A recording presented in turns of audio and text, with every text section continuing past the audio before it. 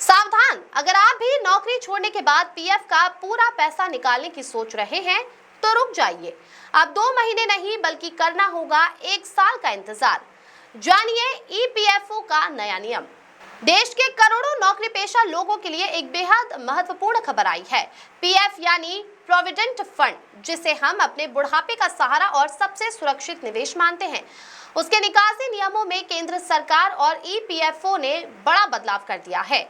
अगर आप भी शादी, घर बनाने या किसी जरूरत के लिए पीएफ निकालने की प्लानिंग कर रहे हैं तो ये रिपोर्ट आपके लिए है।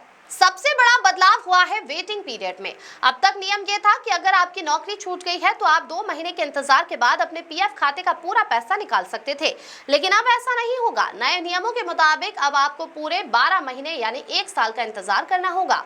यह नियम खासकर उन लोगों पर लागू होगा जो शादी या घर बनाने जैसी जरूरतों के लिए पूरा फंड निकालना चाहते हैं। लेकिन रुकिए, सिर्फ समय नहीं बदला, निकासी की सीमा भी तय कर दी गई है। शादी के लिए अब आप अपने कुल योगदान का केवल 50% हिस्सा और उस पर मिलने वाला ब्याज ही निकाल पाएंगे। घर बनाने के लिए आप कर्मचारी और कंपनी दोनों के हिस्से की कुल राशि या अपनी 24 से 36 महीने की सैलरी के बराबर की रकम निकाल सकते हैं। इसमें से जो भी राशि कम होगी वही आपको मिलेगी।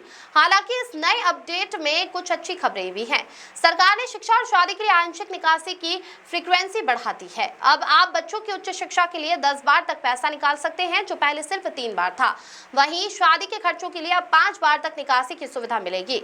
अब सवाल उठता है कि क्या इमरजेंसी में भी 1 साल रुकना होगा? तो जवाब है नहीं।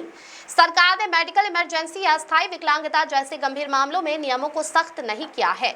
अगर अचानक इलाज के लिए पैसों की जरूरत है तो आप पहले की तरह ही तत्काल निकासी कर पाएंगे। ईपीएफओ का ये कदम उठाने के पीछे का मकसद साफ है। सरकार चाहती है कि कर्मचारी अपने पीएफ फंड को गुल्लक की तरह इस्तेमाल न करे, बल्कि इसे रिटायरमेंट सिक्योरिटी की तरह देखे, ताकि बुढ़ापे में आपके पास एक मोटी रकम जमा रहे।